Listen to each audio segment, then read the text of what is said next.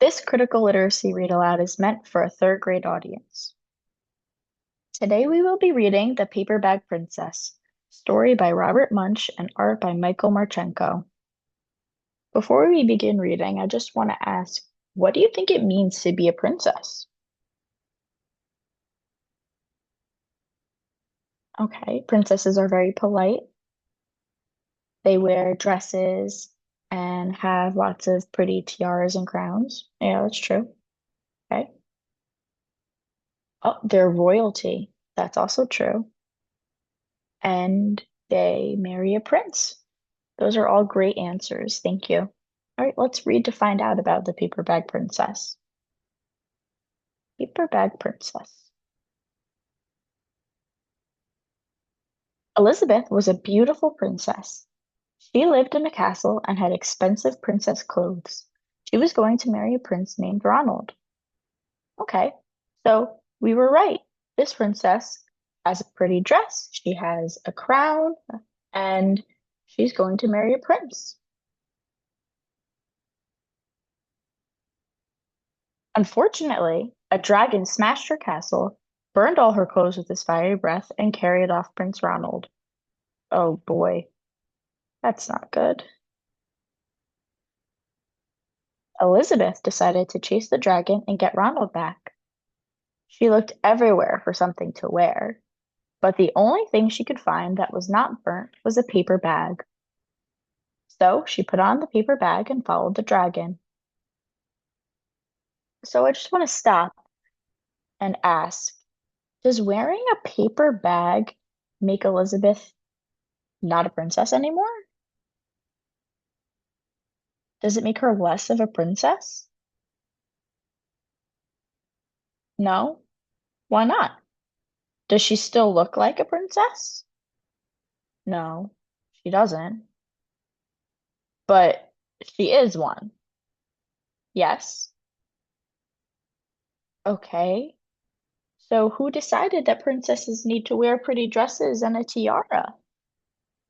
Because this princess is not wearing those things, but she is still a princess.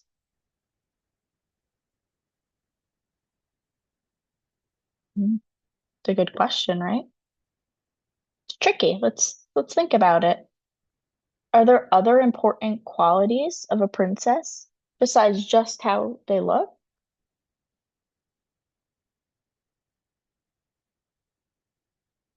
Well, we mentioned earlier that princesses are polite. That's true. They're kind, hardworking. All right, good. So, just in case you didn't know this, there are real life princesses, and they're actually really smart. They have to go to school and receive an education and training in regards to their government.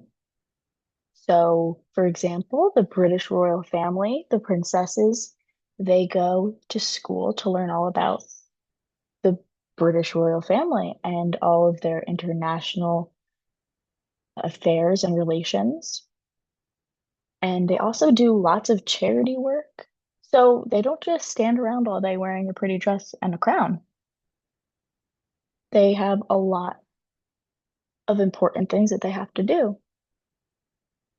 So I want you to keep that in mind while we're reading the qualities of a princess, specifically Elizabeth, and how it's not just what she looks like.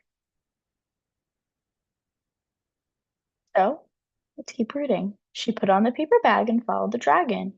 He was easy to follow because he left a trail of burnt forest and horses' bones.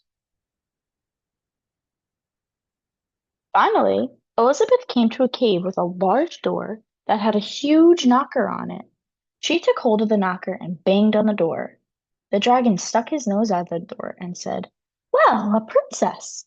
I love to eat princesses, but I have already eaten a whole castle today. I am a very busy dragon. Come back tomorrow." That's silly. The dragon thinks that the princess wants to get eaten. He slammed the door so fast that Elizabeth almost got her nose caught. Elizabeth grabbed the knocker and banged on the door again. The dragon stuck his nose out of the door and said, "Go away. I'd love to eat princesses, but I've already eaten a whole castle today. I'm a very busy dragon. Come back tomorrow." "Wait," shouted Elizabeth. "Is it true that you are the smartest and fiercest dragon in the whole world?" "Yes," said the dragon. "Is it true," said Elizabeth, "that you can burn up 10 forests with your fiery breath?" "Oh, yes," said the dragon, and he took a huge deep breath and breathed out so much fire that he burnt up 50 forests. "Fantastic," said Elizabeth, and the dragon took another huge breath and breathed out so much fire that he burnt up 100 forests. Wow, he is really working his dragon breath a lot. "Magnificent," said Elizabeth, and the dragon took another huge breath. But this time, nothing came out. The dragon didn't even have enough fire left to cook a meatball. Elizabeth said, "Dragon, is it true that you can fly around the world in just 10 seconds?" "Why, yes," said the dragon, and jumped up and flew all the way around the world in just 10 seconds. He was very tired when he got back, but Elizabeth shouted, "Fantastic! Do it again!" Do you think the dragon's gonna do it again? I think he is too. He seems like a very proud dragon. So, the dragon jumped up and flew around the whole world in just 20 seconds. When he got back, he was too tired to talk, and he lay down and went straight to sleep. So, what do you think Elizabeth is doing? She's trying to trick him. Why? So that he gets tired? Okay, yeah, he got tired and he went to sleep, but why is she trying to trick him? To try and get the prince back. Okay. But aren't princesses supposed to be the ones getting rescued? Why is she rescuing the prince? Well, they don't have to be. Oh, so princesses don't have to be rescued. You're right. Society, they tend to lump girls and women in this category of needing a man to save her or protect her or take care of her, or in instances like this, like it's like a damsel in distress. But that's not true. And this story is showing us that.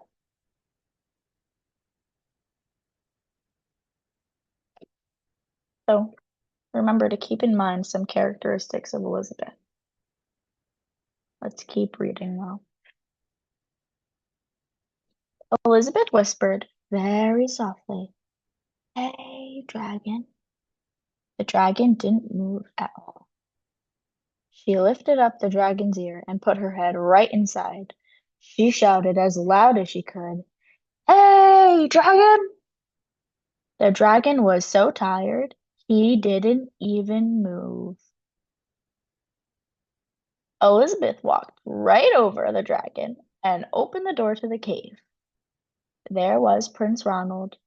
He looked at her and said, "Elizabeth, you are a mess. You smell like ashes, your hair's all tangled, and you are wearing a dirty old paper bag. Come back when you are dressed like a real princess." Okay, hold on. I just want to stop. So, Prince Ronald got taken by a dragon and didn't know if he was ever going to see his Princess Elizabeth again, or his family, or anything. And then finally, someone comes to rescue him. I would expect him to be happy, especially when the person that rescued him was his soon to be wife, but he's not happy. Now, why is he so focused on what she looks like? We know that it doesn't matter what you look like as a princess. So why don't we take a moment to think about all of the characteristics that we were gathering about Princess Elizabeth? She is brave, she is thoughtful, she is smart. Why is she smart? Because she tricked the dragon. She is resourceful. That's a great word because she found a paper bag to wear. So why does Prince Ronald not care about all of these lovely traits that she has? Why is he only focused on what she looks like? He's not a good person? Okay. Well, do we think that maybe society has made the impression that that's how it's supposed to be? And he's supposed to think of his princess as being beautiful and having beautiful clothing and tiaras, and him being the one who needs to take care of her?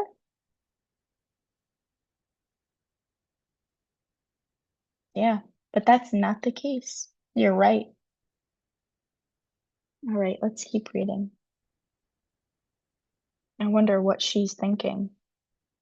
She looks very angry. Ronald, said Elizabeth, your clothes are really pretty, and your hair is very neat. You look like a real prince, but you are a bum. They didn't get married after all. And there she is, walking away in the sunset. Looks like she's pretty happy that she decided to leave Prince Ronald.